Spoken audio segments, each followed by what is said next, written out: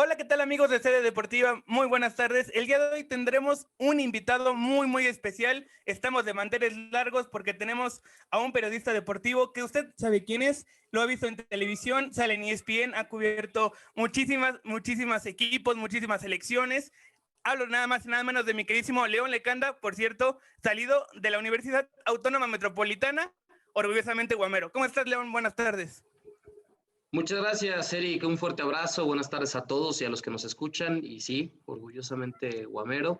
Eh, Siempre lo he dicho y he tenido la oportunidad de regresar a mi casa, la UAM Xochimilco, y la realidad es que estaré eternamente agradecido y siempre dispuesto a colaborar con las nuevas generaciones que son no solamente el futuro, yo siempre lo digo, el presente del periodismo en México.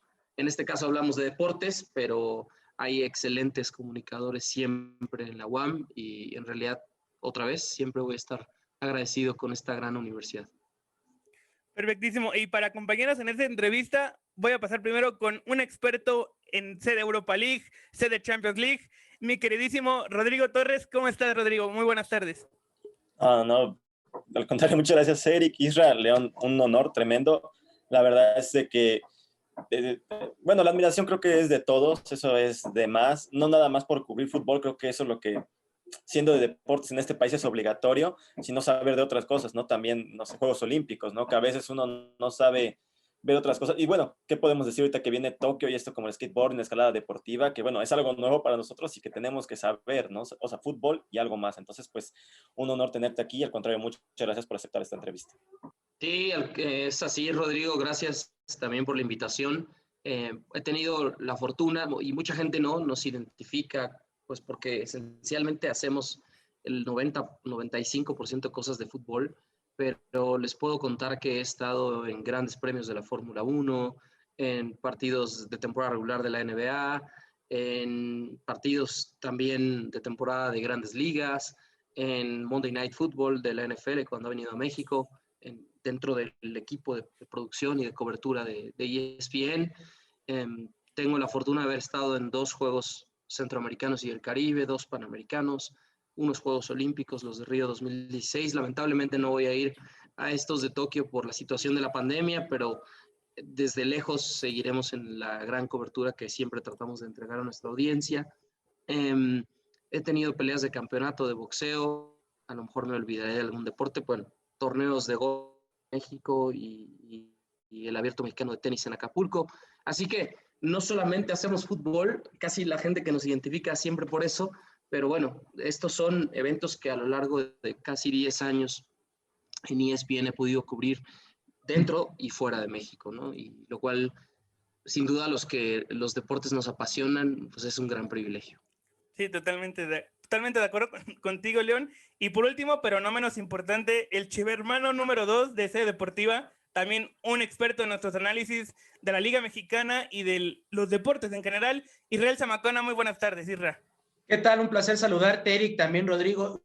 Y igualmente es un honor, créeme, León, de tenerte aquí a través de este espacio de Sede Deportiva. Estamos encantados que hayas tomado esta invitación, un poco de tus minutos para poder platicar pues a manera de un recorrido, ¿no? ¿Cómo ha sido este andar para León Lecanda durante todos estos años que llevas de trayectoria? Y creo que va a ser una plática muy amena la que vamos a tener a continuación. Estoy seguro que sí, Israel, y gracias otra vez por pensar en mí.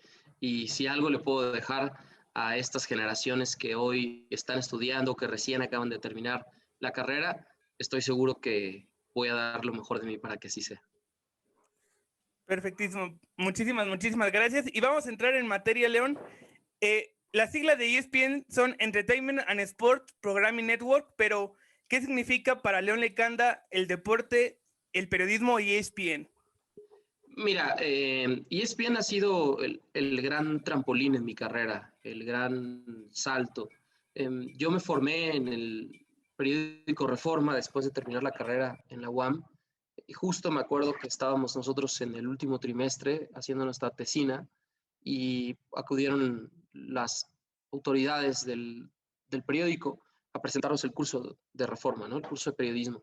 Yo hice las 6 semanas del curso y menos de 15 días después ya estaba trabajando como reportero de cancha, la sección de deportes y les estoy hablando del año 2007, finales del 2007.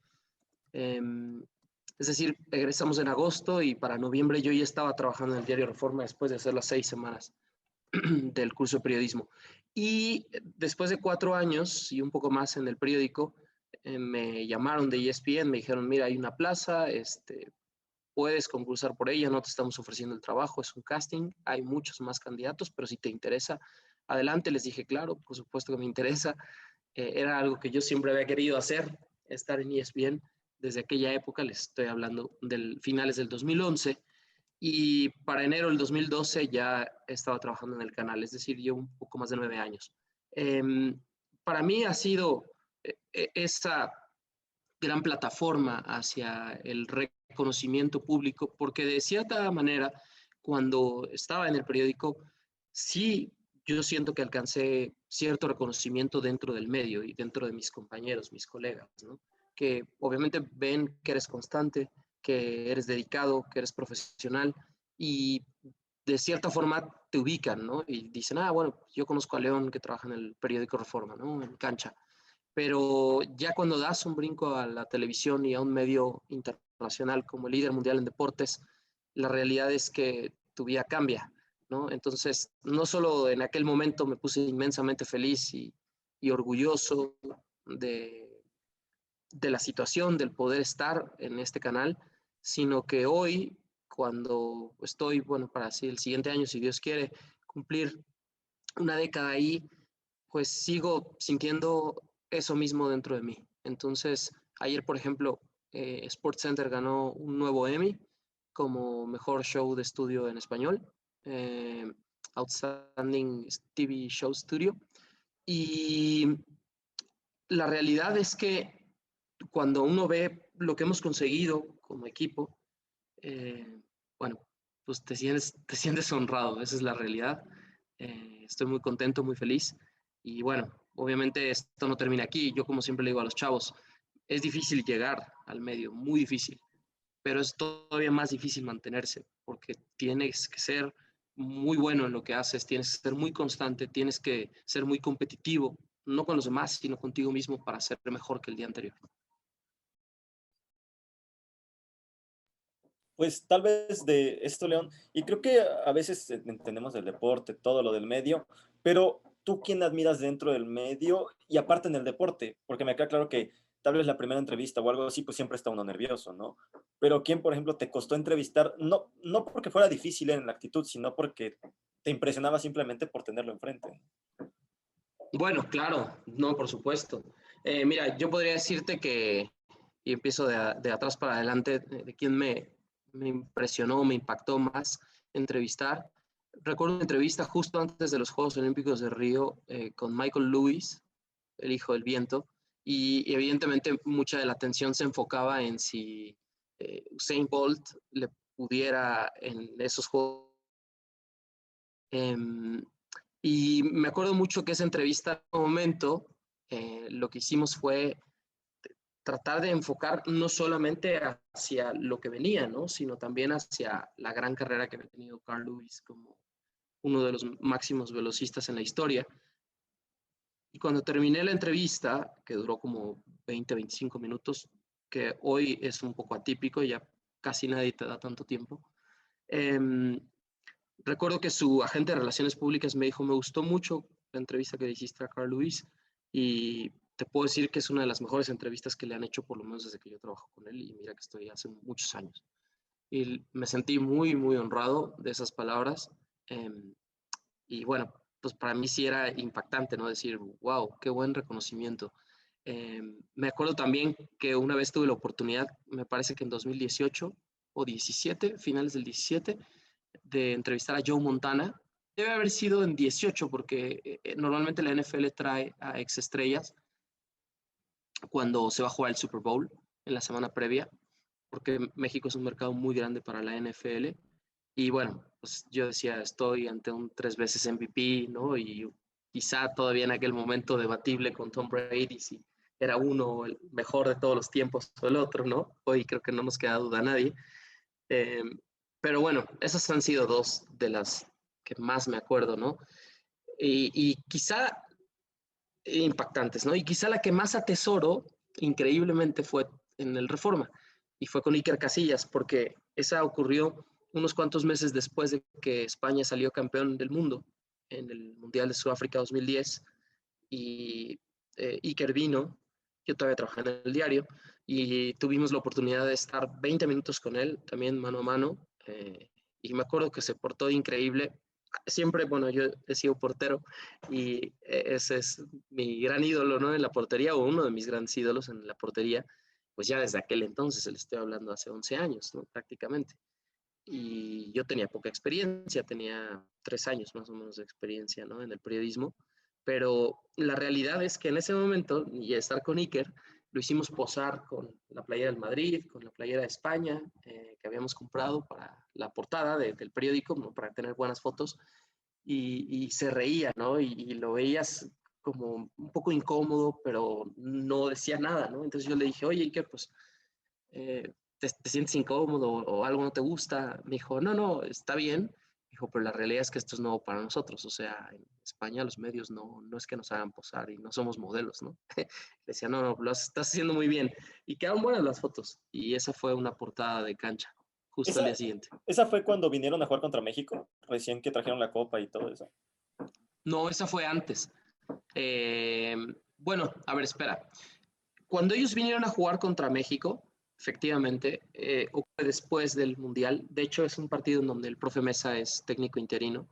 Entonces fue unas semanas después. No fue en ese momento porque ahí venían ellos con la selección de España y no dieron entrevistas, sino que lo que hicieron fue venir más tarde jugadores con un banco patrocinador, y fue ahí que a través del banco nosotros tuvimos la entrevista.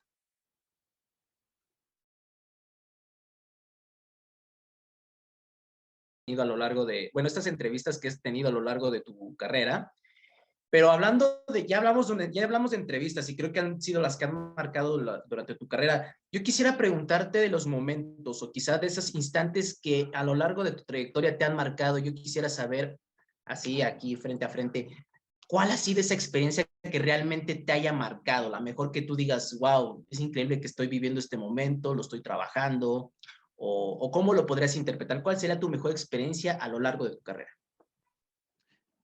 Esa es una excelente pregunta y es muy difícil de contestar porque realmente he vivido Digo, si quieres, igual momentos las puedes maravillosos. enlistar. Me las Sí, puedes enlistar, como tú quieras. mira, algún día también yo creo que tendré que escribir un libro de mis memorias porque a veces uno confía demasiado en su memoria y de repente olvidas cosas que fueron muy trascendentales o importantes en diferentes etapas, ¿no? Porque no podría yo decir que hoy soy el mismo que hace 3 años, ni que hace 5, ni mucho menos que hace 10.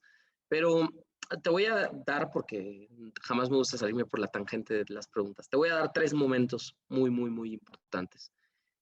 Yo creo que el primero fue la final del 2013 de América Cruz Azul. Yo venía obviamente, otra vez de trabajar en el diario Reforma, cubría Cruz Azul en cancha con el que hoy es el director de deportes de medio tiempo, que es Juan Martín Montes, muy buen amigo mío. Y Juanma y yo éramos los dos reporteros de cancha para Cruz Azul. Entonces nos tocaron, pues, las finales del 2008, la del 2009, las de Conca Champions, y bueno, el Cruz Azul que perdía, y empezaba ahí ese término, ¿no? De Cruz Azulearla y de un equipo que los fantasmas lo perseguían y de que perdía finales de manera increíble, ¿no?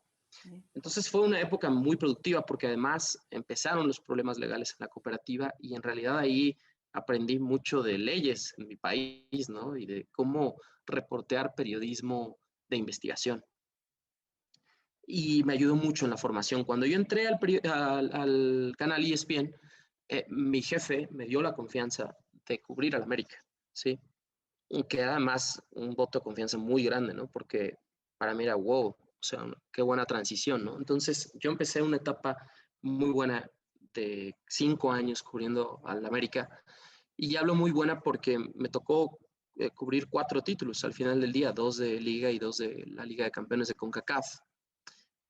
Pero no hay duda de que ese del Clausura 2013, del 26 de mayo, pues ha sido uno de los días más importantes e inolvidables en la historia del deporte en México. así lo puede uno catalogar, ¿no? Porque esa final en realidad es un parteaguas y en realidad el ambiente que se vivió esa noche en el Estadio Azteca es inolvidable. O sea, te acuerdas y te tiene que poner la piel chinita porque la lluvia, el ambiente, la atmósfera, la gente de Cruz Azul que sentía que ya había ganado, todos los aficionados del América que se salieron del estadio antes y que cuando escucharon el gol de Aquivaldo Mosquera desde afuera quisieron regresar y ya no los dejaron y se perdieron de su equipo campeón, ¿no?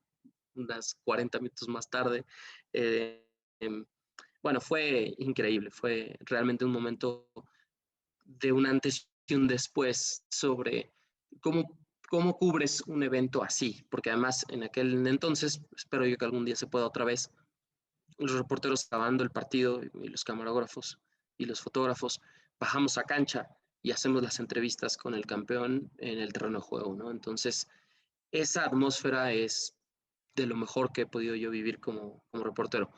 Después, el siguiente gran momento, yo te podría decir que fue mi primer viaje a Japón, justo cubriendo la América en el Mundial de Clubes del 2015. En realidad, a la América le fue muy mal porque es cuando pierde contra el Guangzhou Evergrande de China. Y bueno, ellos ya se veían jugando la semifinal contra el Barcelona. Y pues, ¿cuál, no? Se tuvieron que ir al partido por el quinto lugar. Fue todo un reto en términos del idioma, de la logística, de incluso modificar, ¿no? el traslado y el itinerario que teníamos, porque nosotros decíamos para el equipo chino y entonces tenemos que viajar de Osaka a Yokohama y ya teníamos pues, todo modifica y tal y cual y después ya fue que pudimos, ¿no? Irnos hacia Yokohama a cubrir la semifinal de Barcelona contra el Guangzhou porque nos dio el canal la oportunidad de quedarnos a hacer todo el Mundial de Clubes, aunque América se quedó, creo que contra Mozambique, un equipo africano, con el quinto lugar. Ese fue realmente la primera vez que yo sentí que estaba en otro planeta, ¿no? Llegar a Japón en aquel entonces era, si nadie habla ni siquiera inglés, ¿no? Es como México. O sea, si vas a zonas académicas, ¿no? Universitarias, o si vas a ciertos distritos de clase media alta, sí, te pueden recibir en un restaurante en inglés o te pueden ayudar en la calle y alguien te contesta, ¿no? Pero si vas en realidad a los mercados, a los templos, pues casi nadie habla inglés, ¿no? Como aquí sería lo mismo, casi nadie hablaría inglés, ¿no? Hablan español. Y entonces era muy, muy, muy, muy satisfactorio poder decir de una u otra manera nos comunicamos y logramos lo que tenemos que hacer, ¿no? Y regresamos con una gran cobertura de ese Mundial de Clubes. Y me parece que el tercer gran momento, sin dejar al lado otros que han sido muy satisfactorios, fueron los Juegos Olímpicos de Río, porque además era la primera vez que en México ESPN, Fox, en ese caso Canal 22, Canal 11 y claro, para toda el área digital, teníamos los derechos de transmisión de unos Juegos Olímpicos y ya no solo Televisa y TV Azteca. Y entonces, en ese momento, era otra oferta distinta y era qué valor le vamos a dar al hecho de ser los poseedores de los derechos de transmisión y qué es lo que tratamos de comunicar a nuestra audiencia, ¿no? ¿Qué tipo de historias vamos a poner en televisión? ¿Qué tipo de cobertura vamos a hacer? ¿En dónde vamos a enfocar nuestras energías? ¿Cómo vamos a reportar? Y sobre todo a muchos que no teníamos experiencia cubriendo Juegos Olímpicos. Por lo mismo, pues qué preparación tenemos que tener para realmente estar a la altura. Así que fue otro reto gigantesco. Bueno, me acuerdo que desde la vacuna del Zika, ¿no? El viaje y obviamente nos comunicábamos mucho más fácil que en Japón con el portuñol, pero fue un viaje extraordinario. Y en realidad, sin dejar a un lado otras, ese ha sido el máximo momento cuando la gente me pregunta qué es lo que más atesoras, esa cobertura de prácticamente 3 semanas, 22 días en Río de Janeiro. Muy intensos, ¿no? O sea, de mucho trabajo, de mucho estrés, pero también de mucha satisfacción, creo yo, ¿no? Como bien lo comentabas, que pues es un privilegio y buscar darle ese toque diferente que es ESPN al resto de las demás canales o de las demás televisoras, ¿no? Para que se queden y para que puedan pues disfrutar los Juegos Olímpicos de la manera de ESPN y en este caso de León Lecanda. Yo quería preguntarte, siguiendo en este tema, ¿cómo es el día a día de León Lecanda? ¿Cómo es el día a día de un periodista deportivo? Porque pues muchas veces los vemos y, pues qué fácil, llegas, te paras, entrevistas a Roger Martínez, entrevistas a Nico Castillo, o te paras en Cruz Azul, te paras en Pumas, pero nadie ve detrás toda la preparación y todo lo que se hace en un día a día para poder estar ahí. Sí, bueno, hay que también diferenciarlo, ¿no?, en momentos, ¿no? Y hace unos días también María del Rosario Espinosa me dio la primera entrevista después de su eliminación de la posibilidad de ir a sus cuartos Juegos Olímpicos y le decía, bueno, tenemos una buena relación, ¿no?, cordial y todo, pero tampoco tan estrecha porque no cubrimos tan frecuentemente los campamentos o eso, ¿no? Estamos en contacto cada cierto tiempo. Pero le decía, Mari, te agradezco, ¿no?, que te acuerdes y que me tengas la confianza de hablar en un momento tan difícil para ti, especialmente porque en aquel entonces, en Río, yo fui el primer periodista de todas las cadenas a nivel nacional e internacional que entrevistó a María después de ganar la plata en Río, ¿no? Es decir, pierde la final de la categoría de más 73 kilogramos, más 67 kilogramos, perdón, pero en ese momento, al bajar del tatami, yo soy el que hace la primera entrevista y después Fernando Schwartz y después se sigue con otros colegas y bueno, al final habla en la rueda de prensa, etcétera, ¿no? Entonces le decía, gracias Mari, porque al final también construyes muchos vínculos, ¿no?, y ciertas relaciones que, si bien no son de amistad, porque siempre he pensado que tenemos que marcar una línea nosotros como periodistas en nuestro oficio diario y en claramente las relaciones y cómo las construyes, sí también es verdad que construyes lealtades, ¿no? O sea, cuando alguien ve que eres buena persona y que eres buen entrevistador y que estás preparado, de cierta forma te respeta y siento yo que hay ese cierto vínculo de lealtad. Ahora, ¿cómo es el día a día? Creo que es distinto. Mira, me voy un poco antes de la pandemia. Bueno, agenda, siempre tienes que poner tu propia agenda. Hay ciertos eventos que el canal te asigna o tu jefe de información, pero lo que debes hacer siempre es pensar en qué estoy cubriendo, qué estoy reportando, qué historias estoy detrás, qué entrevistas tengo a continuación. Y obviamente la cobertura diaria, ¿no? Por ejemplo, ir a un campamento, ver la práctica y cubrir una conferencia de prensa, pero en la tarde, pues, ¿qué más estás haciendo, no? Entonces, siempre hay una preparación constante porque el reportero no deja de leer, no deja de investigar, no deja de monitorear a los demás medios. Eso es fundamental en nuestro trabajo. Y al día a día, perdón, lo que haces es finalmente decir, a ver, tengo dos agendas, ¿no? Una agenda son todos mis contactos. Entonces, siempre que voy a todos los lugares y conozco a alguien nuevo, a ese alguien nuevo le tengo que pedir el teléfono, ¿sí? Eso me lo enseñaron desde mi ABC. Entonces, ¿por qué? Porque esa es tu agenda, esos son tus contactos, esas serán tus relaciones del presente y del futuro.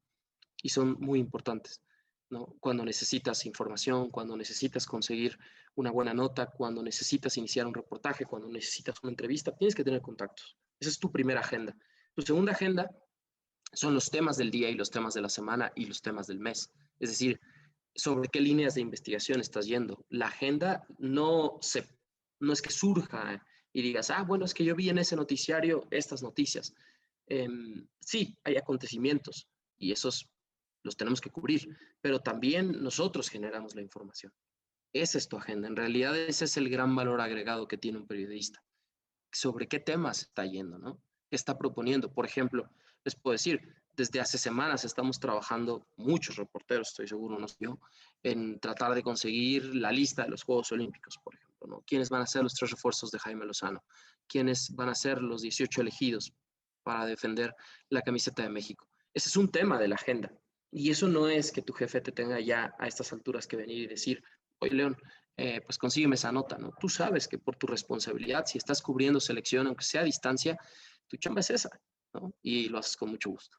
Así que por ese lado, ese es como un poco el día a día. Ahora, hay otros, yo quisiera diferenciarlo como en 3 bloques, ¿no? El segundo sería cuando estás de cobertura, ¿no? Cuando te vas a un evento, como por ejemplo cubrir una Copa Oro, nos vamos casi un mes, ¿no? a los Estados Unidos de gira, o cubrir una fecha FIFA con la selección mexicana. Nos vamos 17, 18 días, ¿no? Me tocó estar en Bélgica y Polonia, por ejemplo, a finales del 2017, o partidos de eliminatoria en Centroamérica, en Canadá, en Estados Unidos, etcétera, ¿no? Partidos de preparación como en Argentina en el 2018 también me tocó la cobertura. Entonces ahí en realidad lo que haces es una planeación, ¿sí?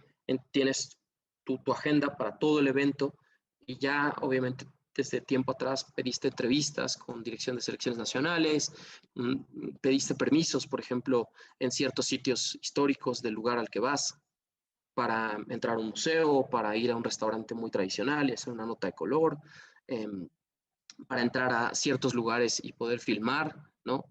Poder tener a lo mejor tus stands, porque en televisión es visual, al final del día pues no puedes hacer un enlace, hoy sí ya con la pandemia, ¿no? Desde tu hotel, pero antes es muy visual, ¿no? La televisión, entonces tienes que tratar de mostrar lo mejor de cada lugar. Esa es como la preparación cuando haces una cobertura. ¿Duermes poco? Muy poco. Normalmente te van a pedir siempre abrir el show de la mañana. Pues a veces depende también el cambio horario, ¿no? En Japón eran 15 horas de diferencia, entonces imagínense que yo dormía de las 6 a las 10 de la noche, ¿no? De las 6 de la tarde a las 10 de la noche todos los días, 4 horas en Japón. Me tenía que despertar a las 10 de la noche porque a las 12 en punto, ya eran las 9 de la mañana de México, y yo tenía del día anterior, ¿no? Y yo tenía, evidentemente, tenías que cubrir los eventos y las entrevistas y los entrenamientos y hacer las notas, y después México estaba durmiendo, pero tú estás trabajando, ¿no? Pues, la transición a la pandemia, el home office, ¿no?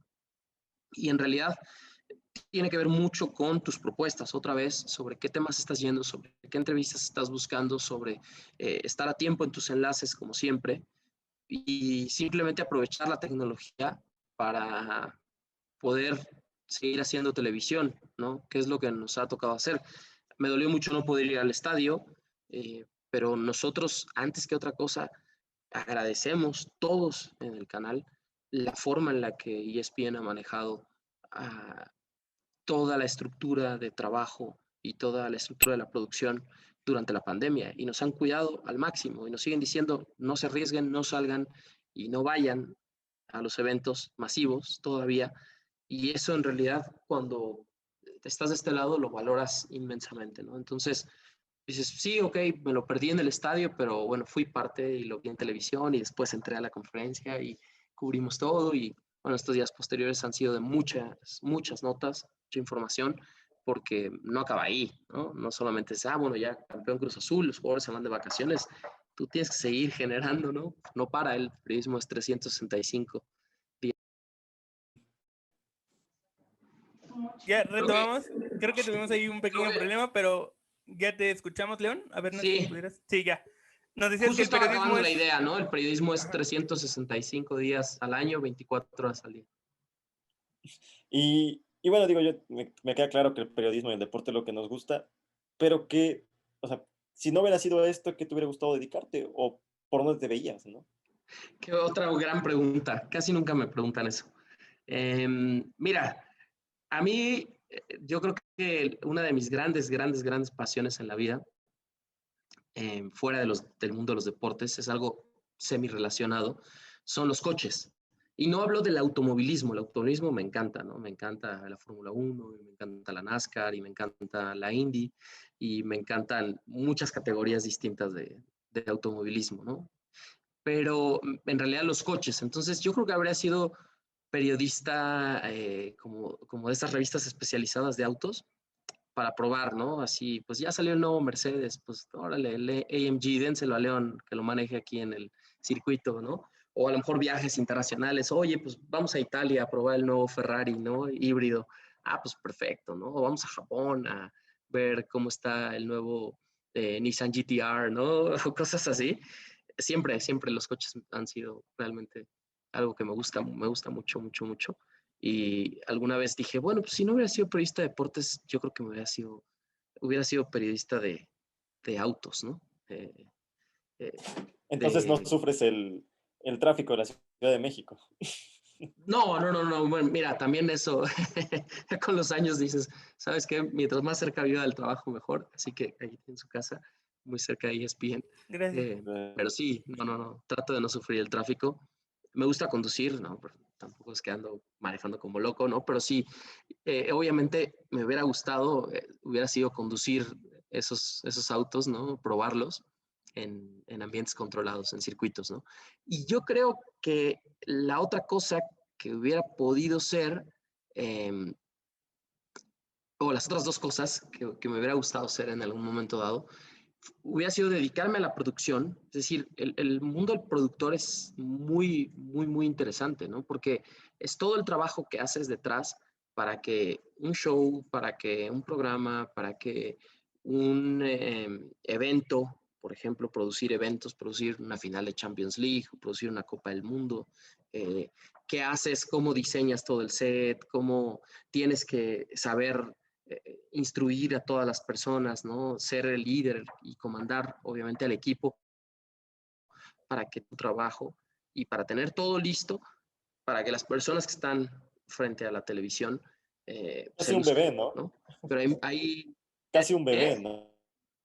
¿No? O sea, estás viendo hasta que cuando ya pasa, ya se siente Sí, claro, no empiezas de cero, o sea, y al final tienes que hacer incluso todo el trabajo de preproducción, que es ir y peinar la zona, ¿no? O sea, no es como que digas, pues tengo un gerente de locaciones, como en cine, por ejemplo, ¿no? Y el gerente de locaciones es el que va y se encarga del trabajo, ¿no? En realidad, como productor, vas y te la rifas, ¿no? Y la tercera cosa que me hubiera gustado ser, fuera del mundo de los deportes, seguramente programador de videojuegos. Ese es como otro de mis hobbies, muy grande. Y obviamente hubiera sido otro mundo, hubiera tenido yo que estudiar seguramente ingeniería, ¿no? No tengo ni idea de programación, pero hubiera sido algo que hubiera disfrutado mucho, ¿no? El desarrollar juegos para las consolas, sobre todo como de los mundos épicos y de las historias, de mundos así que son grandes, sagas como Assassin's Creed o Ghost of Tsushima y así, ¿no? Entonces eso haces en tus tiempos libres. O sea, bueno, más o menos vamos descifrando Sí, eso, ¿no? El sí, gusto por los videojuegos. realmente sí. León, ya nos comentaste esto, ¿no? En lo que pudo ser, en lo que él hubiera, ¿no? El hubiera de que, ¿qué tal si León Lecanda no se hubiera dedicado como tal al periodismo deportivo?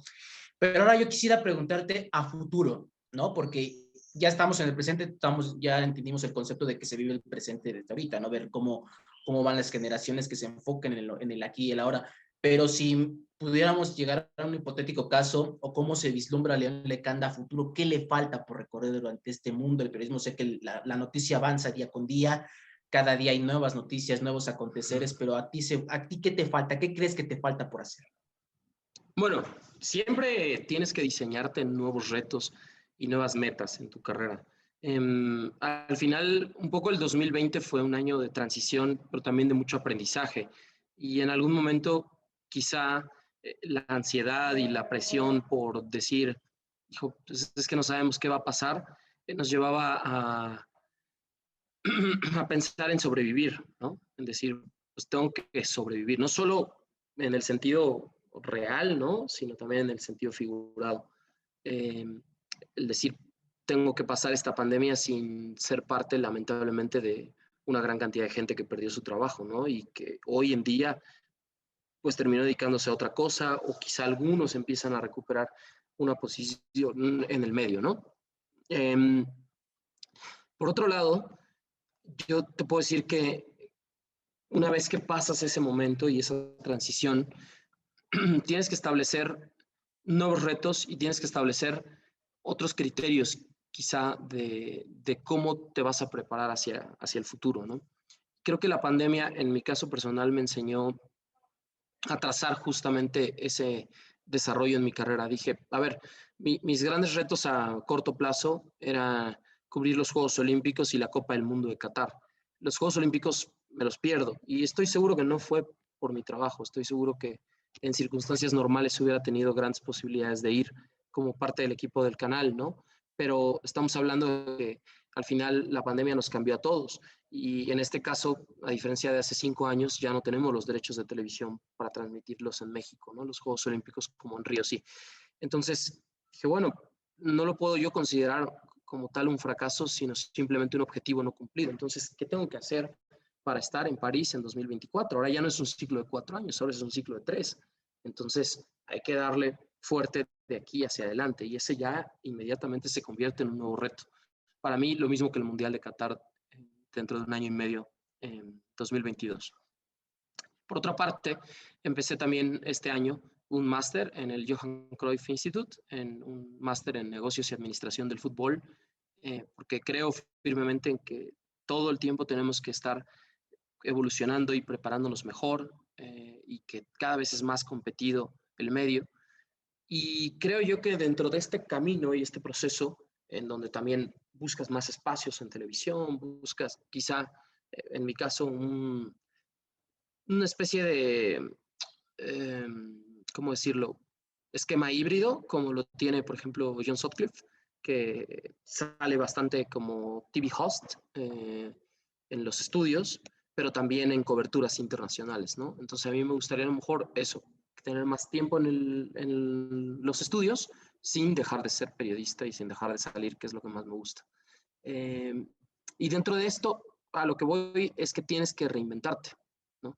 Lo que nos ha enseñado mucho la pandemia es que la tecnología está ahí al alcance de nosotros, que mucha gente la está aprovechando, que cada vez hay más competencia, que cada vez es más difícil marcar una diferencia versus los demás y que hay que ser mejores, ¿no? Hay que ser más contundentes todos los días y hay que hacer más con menos.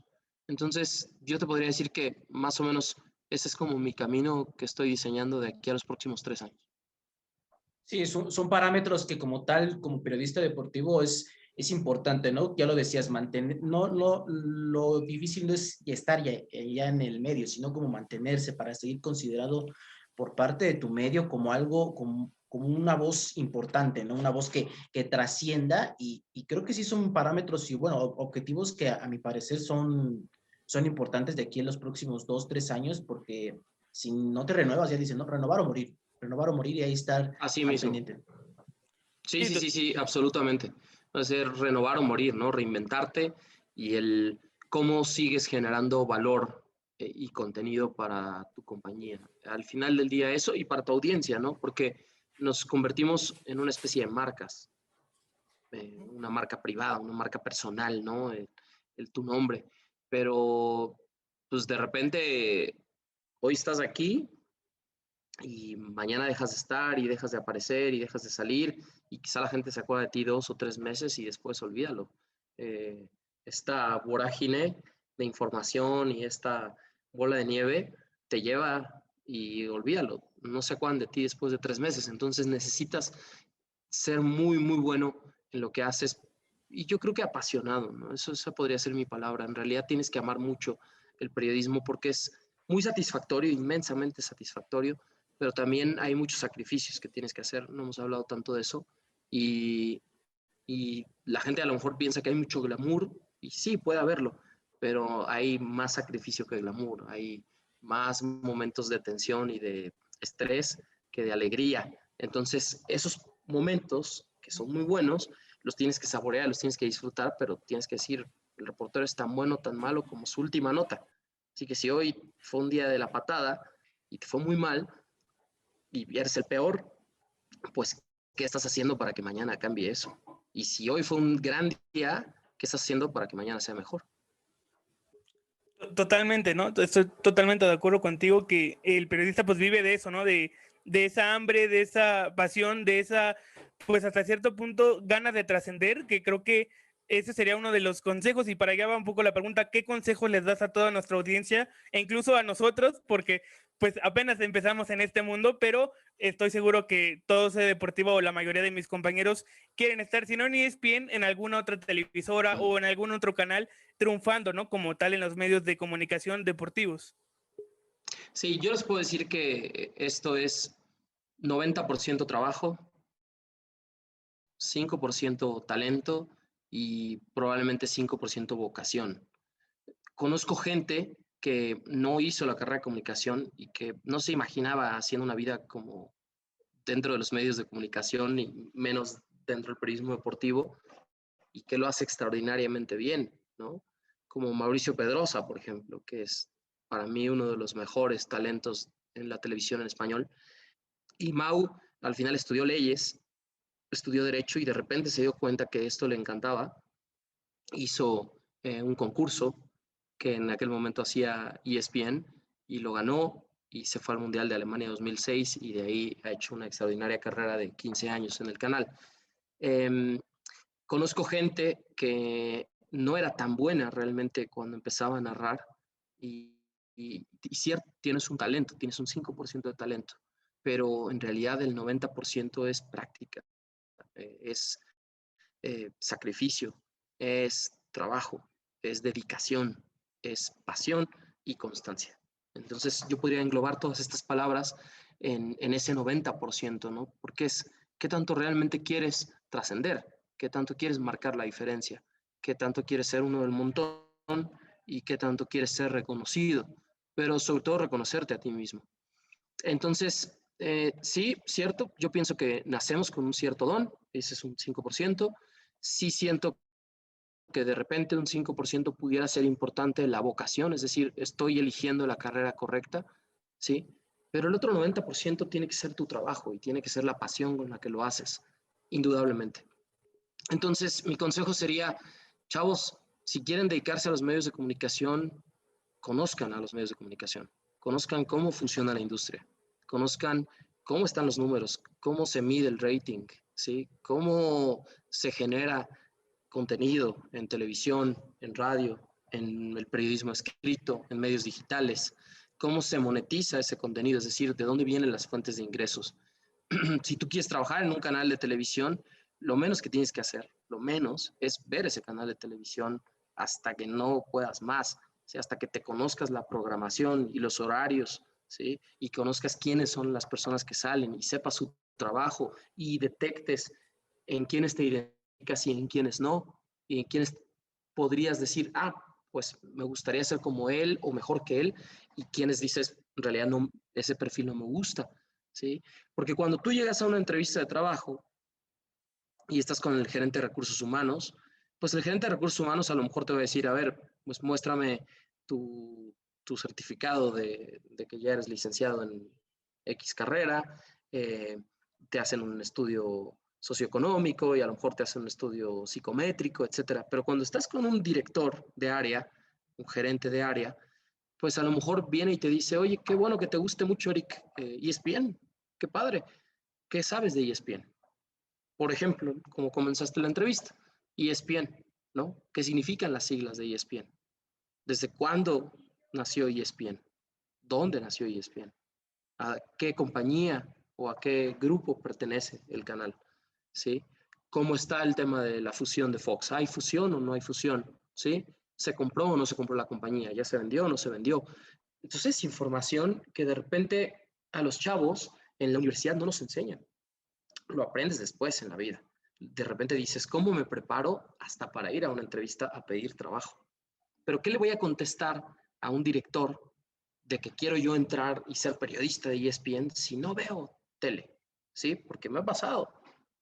Chavos, ¿quieren dedicarse a esto? Qué bueno. He escuchado esta 1000 veces y siempre les digo, se puede, claro que se puede, por supuesto.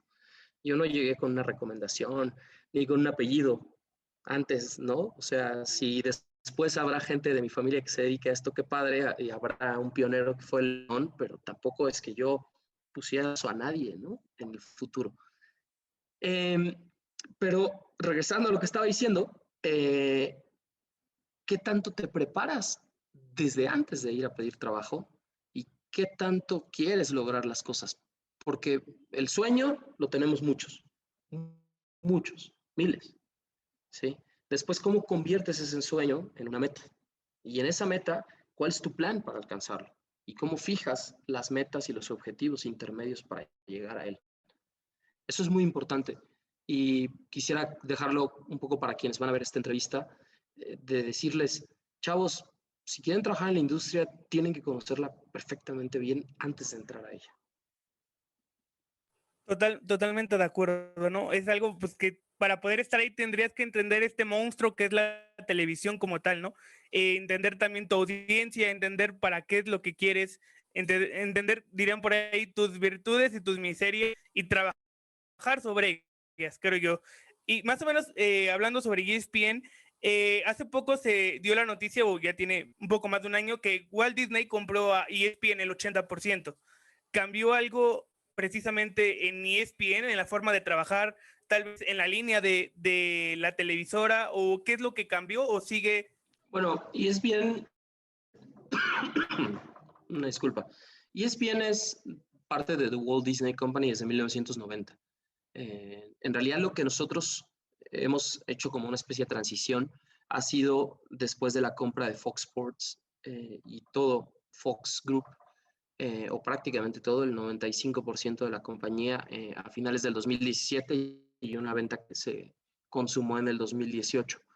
Porque en realidad lo que se hizo fue hacer mercados en donde convergieron, por ejemplo, en la Argentina, ¿no? En donde ESPN y Fox es un solo canal, que es ESPN, y en otros mercados en donde no se permitió esa fusión por parte de las autoridades, como en este caso México, con el Instituto Federal de Telecomunicaciones, porque si sumas la audiencia de ESPN y de Fox, superaban el 70 y tantos por ciento, casi un 80, no sé si hablas de ese porcentaje, de audiencia, y obviamente se vuelve un agente preponderante, o en este caso hegemónico, y no se iba a permitir que fuera el caso para términos y fines de competencia, ¿no? Entonces, eso fue lo que pasó, y en realidad nosotros en el canal siempre tenemos una cultura basada en los valores de The Walt Disney Company. Nosotros tenemos un reglamento de comportamiento, un reglamento de uso de redes sociales, un reglamento interno, ¿no? Dentro del canal, de muchas medidas y valores, ¿no? Como por ejemplo, una de las más importantes, que somos un medio muy diverso e inclusivo, ¿no? En términos no solamente de hablar de hombres, mujeres y de cierta manera también de las personas que tienen otras preferencias sexuales, de las personas que son de otras razas, de distintas ideologías, de distintas religiones, y siempre ha sido un medio muy inclusivo en ese sentido. Entonces, como parte de los valores, necesariamente tienes que defender eso porque eres un miembro más de la compañía, ¿no? Y al final hay expectativas sobre tu comportamiento dentro de la misma. Y más o menos hablando, o bueno, de ESPN, y justo lo decías al inicio de la entrevista, León, de que habían ganado ahorita un Emmy, justamente Sports Center otra vez. Pero, por ejemplo, escuchando algunas entrevistas con Álvaro Morales, decía, es que es un formato o es una forma que va en decadencia. O sea, que poco a poco no es, obviamente no es tan rentable como antes, también porque, bueno, sabemos que las redes sociales, la información y todo eso. Pero, ¿cómo lo ves tú dentro de ESPN? O sea, porque puedes ganar estos premios y todo, pero bueno, ¿cómo puede ser rentable? Porque es uno, supongo, bueno, obviamente es uno de los shows, pues, importantes o si no, el primordial de la cadena.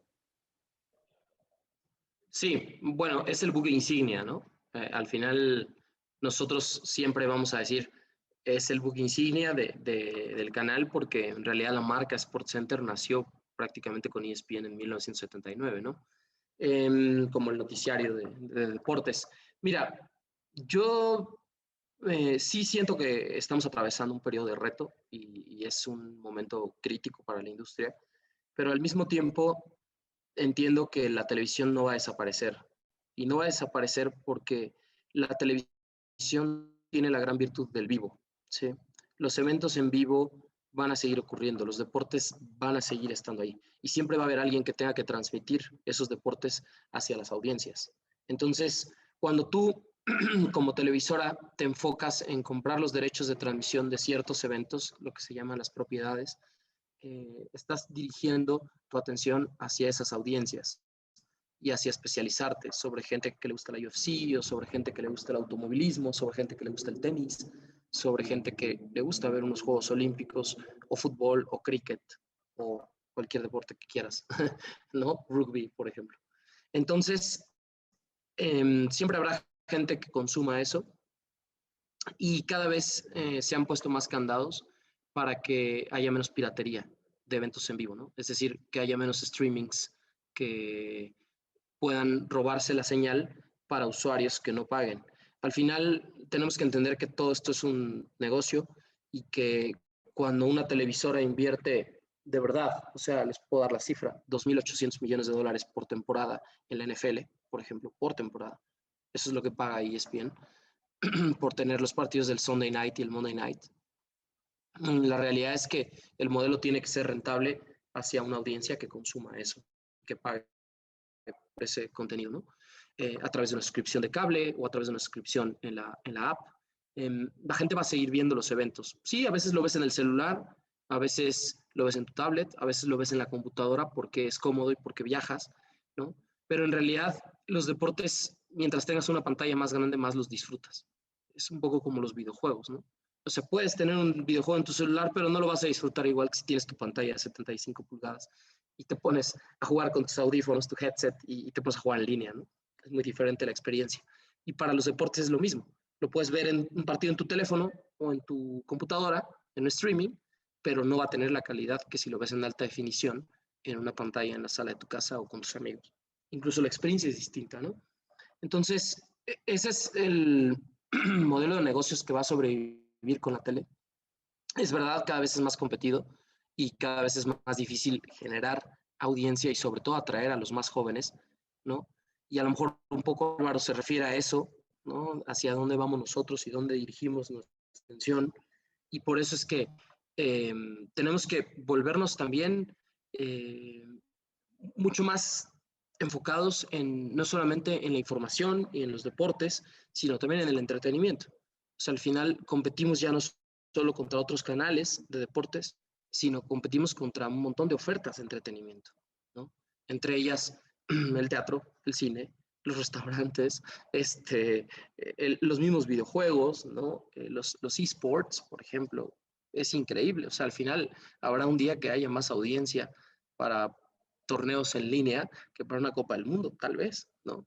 Entonces, ¿hacia dónde enfocamos nosotros nuestro negocio y hacia dónde nos reinventamos como periodistas? Pues esa es la realidad, ¿no? Y hay diferentes, no hablemos tanto de eso de las funciones, ¿no? Hay quien narra, hay quien comenta, hay quien analiza, hay quien conduce, hay quien reportea. Es decir, cumplimos diferentes funciones dentro de la televisión deportiva, pero lo cierto es que todos tenemos que encontrar formas de generar más atención en la audiencia. Creo que ¿me escuchan ahí? Sí, ya aquí estamos, aquí estamos. Sí, está Ya, bien. es que algo está fallando con mi internet, que me estoy quedando sin señal. No te preocupes, aquí estamos. Pero bueno, para concluir la idea, me ven que les estaba diciendo, nosotros tenemos que encontrar diferentes maneras y formas de generar valor para las audiencias, de generar atracción, porque al final cada persona se vuelve un consumidor, ¿no? Y nosotros tenemos que estar siempre enfocados en generar valor para los consumidores para ser rentables, ¿no? Y algo rápido, y decías ahorita de los eSports, ¿tú cómo viste? Porque me queda claro que las dos ligas fueron muy distintas, ¿no? Una era con jugadores literal de fútbol y otros ya profesionales del FIFA. Pero, por ejemplo, ESPN sí tiene una sección de eSports. Y me queda claro que no es la misma difusión porque al no tener el producto, todo eso, pues obviamente no le vas a dar tanto. Pero, por ejemplo, a ti, ¿cómo lo viste? Dentro, ¿no? O sea, se te atrae, dices, oye, vale la pena darle un seguimiento o simplemente, pues pasa y ya. Bueno, ¿te refieres en términos de cobertura? O sea, de si nos interesa. Ajá, exactamente. Bueno, Así como, ¿cómo lo verías? efectivamente, hay secciones de ESPN y hay gente que se encarga de hacer como esas coberturas de los esports. Específicamente a mí no me han pedido que lo haga. Podría hacerlo porque me gustan mucho los videojuegos y porque lo entiendo. Pero en términos de cómo veo, por ejemplo, la liga de la primera temporada que estuvieron jugadores profesionales y la segunda temporada, creo yo que las dos son muy buenas ideas.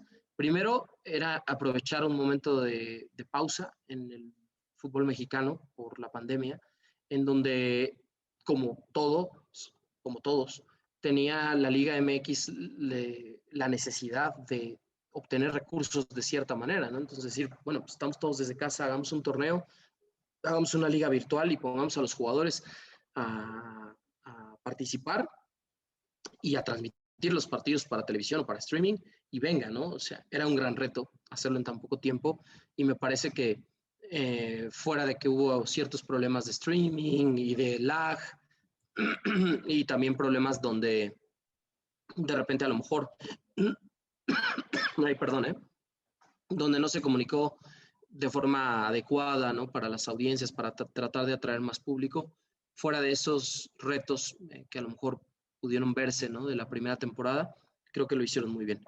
Después, para esta segunda temporada, me parece también una gran idea porque están enfocándose en un mercado de jóvenes, quizá entre los 12 y los 20 años de edad, que no consumen tanto fútbol real, que probablemente no han ido nunca a un estadio, que posiblemente no vayan a ir nunca a ver un partido en vivo y cuando lo ven en la tele es muy ocasional y no capta su atención, pero que el mundo de los videojuegos es lo que les atrae, lo que les llama. Y al final, otra vez, es como encuentras diferentes modelos de negocios. Entonces, ahí no te importa tanto que esos aficionados vayan al estadio, ni que esos aficionados, a lo mejor si logras captar la atención de algunos y se vuelven fans,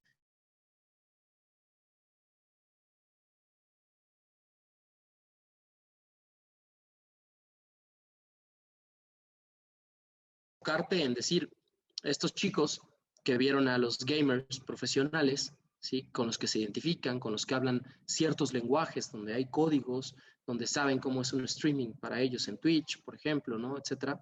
Pues al final lo que tú estás haciendo es poner tu marca Liga BBVA MX.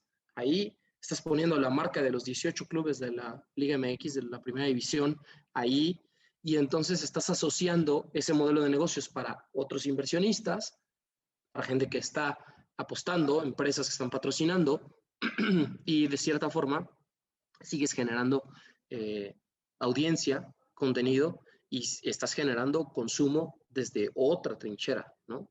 Quizá no, pues, qué padre si alguno se vuelve aficionado al fútbol, pero si no lo va a hacer nunca en toda tu vida y va a seguir siendo gamer toda la vida, pues que asocie tu marca y los diferentes patrocinadores con el consumo al final del día, ¿no? Entonces, las dos me parece que fueron temporadas muy bien pensadas en ese sentido y creo que lo han logrado bien. Oye, y dos preguntas rapidito, perdón, Eric. Ahorita que dijiste es que yo pudiera hacer también lo de los eSports, ¿tú tienes la capacidad o te permiten decir, oye, ¿puedo hacerlo? O sea, o tú puedes llegar con quien tengas Sí. confianza o algo así, decir, oye, ¿me dejas hacerlo? ¿Puedo hacerlo? Y la otra sería, ¿cuál es o qué videojuego es el más, tu favorito, ¿no? O sea, ¿cuál es el que más te gustaría o no podrías dejar de jugar? Bueno, los FIFA, ¿no? Definitivamente. O sea, eso sí, porque son demasiado divertidos, ¿no? Durante muchos años fui muy fan del Madden, pero después lo dejé de jugar, pero los FIFA son los que sí he jugado toda la vida. Y sí, sí, siempre estamos abiertos en el canal a levantar la mano, a pedir. Siempre puedes decir, oye, me gustaría empezar a explorar otras cosas, me gustaría ser parte de una transmisión de X deporte. Tienes que estar, obviamente, siempre enterado de los movimientos internos, ¿no? De hacia dónde ESPN está apostando el futuro, qué tipo de contenidos estamos comprando para transmitir y pues sí, levantar la mano, decir aquí estoy, pónganme más trabajo y venga, adelante. No, pues algo muy, muy increíble, ¿no? Que pues te den la oportunidad o esa libertad, entre comillas, de poderte desarrollar en otras cuestiones. Y va para allá mi pregunta, o sea, ¿qué tan bien o qué tan mal es visto? Por ejemplo, nos comentabas hace rato, hay quien se encarga de la conducción, hay quien se encarga de ser reportero, hay quien se encarga de ser el TV host, pero ¿qué tan bien o qué tan mal visto está el de, hoy en día me ves a mí, Eric Guerrero, o a León Lecanda, mejor dicho, como reportero y mañana lo puedo ver como conductor de fútbol picante o pasado mañana lo puedo ver como panelista en Sports Center o lo puedo ver después cubriendo el Sunday Night Football? ¿Qué tan bien o qué tan mal está visto por parte de la empresa y de ustedes en general dentro de la televisora? Bueno, de la empresa no se ve mal porque mientras más cosas puedas hacer, en ti para diferentes cosas, ¿no? Y ahí otra vez vuelvo al ejemplo de Mauricio, por ejemplo, ¿no? Que es muy bueno haciendo muchas cosas, ¿no? O Jorge Eduardo Sánchez, que es extraordinario también cubriendo muchos deportes diferentes. Por otro lado, en cuanto tú dices cómo nos vemos nosotros mismos, bueno, eso creo que depende mucho de la opinión personal de cada quien. Yo siempre he pensado, otra vez, que mientras más herramientas tengas y mientras más áreas domines, mejor te vuelves en todos los sentidos, porque entiendes cómo funciona desde diversas trincheras. Cómo hacer un programa de debate, cómo hacer un programa de análisis, cómo hacer un programa informativo y cómo conducirlo, por ejemplo, ¿no? Una cosa es que te den la palabra y otra cosa es que tú tengas que moderar e ir llevando el hilo y el ritmo, y al final tienes que seguir captando la atención de una audiencia que cada vez pierde más rápido la atención en lo que dices y en lo que haces. Entonces sí, por supuesto que habrá quienes digan, no, a mí no me gusta porque yo creo que hay que ser especialista en una sola cosa y que la gente te identifique en esa sola cosa, y habrá quienes nos guste decir, mientras más herramientas tenga, mientras más microuniversos pueda explorar dentro de la industria, mejor me vuelvo, ¿no? Hemos recabado de esta información contigo, por ejemplo, nos ha sorprendido, sacamos el tema de los eSports, cómo se ve el día a día en un canal de televisión, sobre todo en un medio tan importante como ESPN. Y bueno, creo que ha sido una plática amena ya para cerrar, saliéndonos un poquito de contexto de lo que es León Lecanda a manera de información. ¿Qué podríamos decir acerca de los refuerzos? Ya lo mencionabas hace rato que es un tema en la agenda de ustedes, tanto la agenda de ESPN y yo creo que para cualquier medio noticioso, o para nosotros inclusive, También. el tema de los refuerzos del preolímpico, porque ya está a la vuelta de la esquina los Juegos Olímpicos, y ¿quién serían, o para ti, quiénes serían los probables 3 refuerzos, o 2, 3 refuerzos que quiera tener el Jimmy Lozano de cara a la competición veraniega? Mira, es un hecho que va a estar Guillermo Ochoa, también es un hecho que estará Luis Romo. Hay obviamente negociaciones con los clubes para permitir que los jugadores que dan la edad, sus equipos Es, por ejemplo, el puedan caso de darles Diego Lainez, oportunidad. ¿no? Perdóname. El caso de Diego Lainez da la edad, hoy cumplió Sí, 21 años. tres jugadores especialmente dan la edad de Juegos Olímpicos, no como refuerzos, pero están en clubes europeos, y como prácticamente el torneo acaba en agosto, donde ya están empezando las temporadas en Europa o los partidos preliminares de Copas de Europa, y no es fecha FIFA, los equipos no están obligados. Sí hay cierto compromiso y sí les importa que sus jugadores tengan una exposición como un torneo de los Juegos Olímpicos, pero no están obligados. Y no solamente es el caso de Diego Lainez, al que todo apunta que el Betis ya le autorizó, son los casos de Edson Álvarez y Gerardo Arteaga, ¿no? Con el Ajax y con el Genk, en Holanda y en Bélgica. Entonces, en el entendido de que, bueno, pudiera contar con todos ellos, un extremo, a Edson, que es un contención o que puede jugar como defensa central, y finalmente a Gerardo Arteaga, que es tu lateral izquierdo, son 3 de 18 posiciones.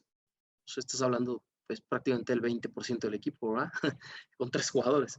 Entonces, si los logra tener, ya tiene definido que uno es su portero, Ochoa, que otro es Romo, que es un volante mixto, y bueno, a la espera de quién pueda definir como el tercero, ¿no? Pudiera ser un centro delantero, sí, aunque esa es una posición que de repente por ahí, por todo lo que ha sucedido con selección mayor, por la baja de Raúl Jiménez, o por el hecho de que, por ejemplo, no anden tan en ritmo, ¿no? O anotando muchos goles Henry Martín, Alan Pulido, con la selección me refiero, ni tampoco José Juan Macías o Alexis Vega.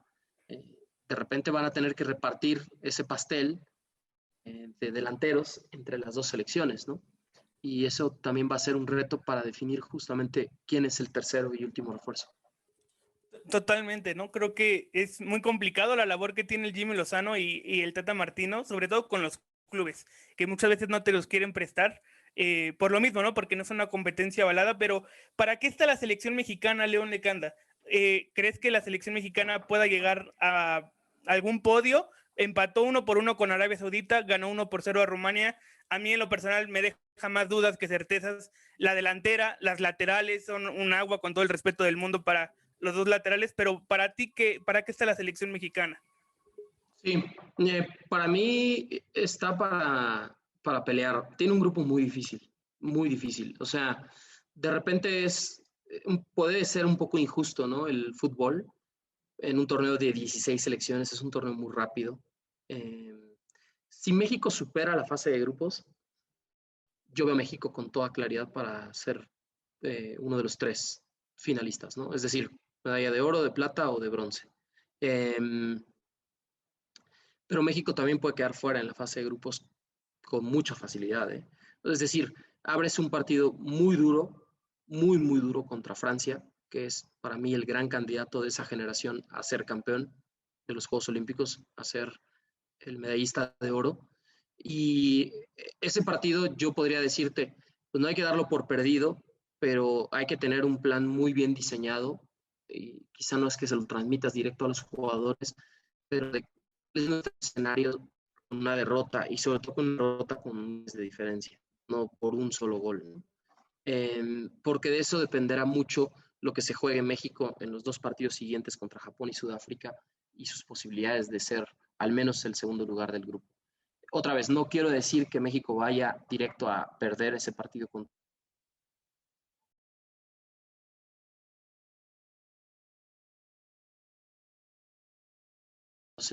a una de las generaciones doradas de Francia, a uno de los equipos más talentosos, jóvenes, y eso que todavía habrá que esperar quiénes son sus refuerzos mayores de 23 años, porque muchas de las estrellas actuales de la selección de Francia dan la edad, es decir, son menores de 24 años, 11 meses, ¿no? Dan la edad para la sub-24. Y bueno, otra vez, un poco para tu pregunta, yo creo que si México supera la fase de grupos, veo a México con todo derecho para ser uno de los que suban al podio, pero creo que el gran reto está justo ahí, ¿no? En superar esa fase de grupos contra la mejor selección del torneo, contra el anfitrión, que siempre será muy duro vencer al equipo local, y después siempre contra el enigma que representan los equipos africanos, ¿no?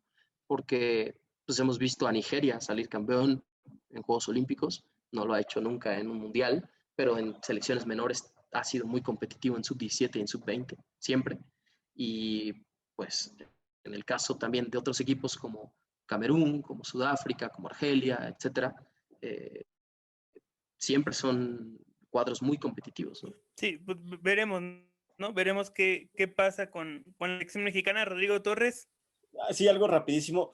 León, tú como portero semiprofesional, amateur, como lo quieras definir, ¿con quién te quedas? Porque creo que los dos tiempos, sí, bueno, ya dijiste que Ochoa es casi seguro, ¿no? Entonces tú a quién llevarías, ¿no? O sea, no quién puede llevar al Jimmy o quién va a llevar al Jimmy, sino tú a quién llevarías, ¿no? Jurado estando como suplente, la verdad es que muy pocos minutos al estar en Corona, o Malagón que viene de esa lesión del preolímpico y que más o menos como que lo apuraron para que estuviera, ¿no? Sí, es una muy buena pregunta. Mira, yo te diría que si hubiera llegado más justo Malagón, yo habría llevado a Sebastián Jurado, ¿no? Porque al final lo que te importa es un portero que esté al 100%, un jugador que esté al 100% de sus capacidades. No tienes una lista de 23, tienes una lista de 18. Entonces realmente tienes tus 11 titulares y 7 jugadores de cambio. Y uno de esos 7 jugadores es un portero. Así que no tienes realmente mucho margen de error. Entonces, aquí creo que la diferencia la marca el hecho de que, como bien mencionas, Malagón tuvo un gran torneo con Necaxa. Sebastián Jurado hizo muy buenos partidos, de los pocos que tuvo para jugar, 2 en Liga y me parece que uno más en Conca Champions. Entonces, creo yo que en eso, en el ritmo, Malagón está mucho mejor que Jurado. Y lo que yo sé y lo que he preguntado en selecciones nacionales es que está completamente sanado del antebrazo. La lesión está totalmente atrás, ¿no? Y el chico ya viene trabajando aproximadamente desde hace 5 o 6 semanas al 100%. Entonces, de aquí pensando que el torneo empieza el 22 de julio, es decir, queda un mes y medio todavía, un mes 10 días, yo llevaría a Malagón. Sí. Yo en principio no hubiera utilizado la plaza para un portero. Eso es lo que yo hubiera hecho. Yo hubiera llevado a los dos, a Malagón y a Jurado. Pero en el entendido de cómo está pensando el Jimmy, de que va a llevar a Ochoa, bueno, claramente, si yo estuviera en esa posición de, ok, ya tengo un refuerzo, y a quién elijo, a Malagón o a Jurado, yo llevaría a Malagón. Malagón. Sí, yo estoy de acuerdo contigo. Yo llevaría a Malagón, pero yo sí llevaría a Guillermo Ochoa por la experiencia que te da, ¿no? Un líder nato y dentro y fuera de las canchas, para bien o para mal, pero un líder. Pues me encantó muchísimo la entrevista, León. Muchísimas gracias por aceptar la invitación, por darnos algo de tu tiempo y sabes que Sede Deportiva es y siempre será tu casa. Cuando gustes, las puertas están abiertas para lo que necesites. Puedes contar con nosotros. Muchísimas gracias, León. Al contrario, Eric, Rodrigo, Israel, les agradezco mucho la invitación y le mando un fuerte abrazo a toda su audiencia, a la gente que verá esta entrevista en Sede Deportiva. Perfectísimo. Israel Zamacona, últimos comentarios y redes sociales. Claro que sí, igualmente te agradecemos, León Lecanda, por habernos brindado un poco de tu tiempo. Creo que fue una charla muy amena, donde pudimos saber un poquito más de ti y lo que nos puedes aconsejar. Creo que también nos quedamos con esas palabras y ya cuando la podamos mostrar a todo a nuestro público, que ojalá también se entretengan tanto como nosotros. A mí me sorprendió, por ejemplo, que dices que eres portero. Yo también soy portero, juego igual de portero y creo que eso, no me dejarás mentir, creo que es la posición más ingrata que hay para jugar fútbol, el ser portero. Totalmente. Y bueno, te agradezco en verdad, te agradecemos no nada más yo, todos los que hacemos posible aquí Sede Deportiva, cuando quieras, aquí estamos presentes para lo que tú gustes y también si otra oportunidad tengamos para platicar, con todo gusto aquí vamos a estar recibiéndote. En mis redes sociales me pueden encontrar a través de Twitter e Instagram como Israel Sager e Israel Sager 30, así que muchísimas gracias. Perfectísimo. Y por último, pero no menos importante, Rodrigo Torres, últimos comentarios y redes sociales. No, pues creo que el agradecimiento está de más, es obvio el aprecio y toda la admiración que se tiene. Tal vez lo que yo me quedo en la entrevista es la otra cara, ¿no? Creo que a veces sí sabemos quién es León Lecanda, me refiero frente a la televisora, frente a todo eso, pero decir de los videojuegos, eso de que el automovilismo, no nada más me refiero de deporte, sino de querer conducir autos, pues es lo que a uno más le aprecia, y creo que uno lo que termina más disfrutando de estas entrevistas, lo que uno no sabe de un gran personaje como lo es León, y al contrario, pues muchas gracias por la invitación, es un honor y un placer de verdad tenerte aquí, y nada, de redes sociales, Torres 17 en todas, y nada, seguimos aquí muy atentos, y muchísimas gracias por la oportunidad, León. Perfectísimo, pues. Y un placer. Disculpa, León. No, decía que gracias a los tres por sus palabras y un placer. Muchísimas gracias. Mis redes sociales, Eric Guerrero 171 en Instagram, Eric Guerrero en Facebook. No se pierdan, tendremos la cobertura de los Juegos Olímpicos, tendremos el amistoso de la selección mexicana y muchísima información más. A nombre de Israel Zamacona, Rodrigo Torres, León Lecanda y en la producción Memo Guerrero, yo soy Eric Guerrero y les digo gracias por escucharnos. Nos vemos en la siguiente entrevista. Muy buena tarde.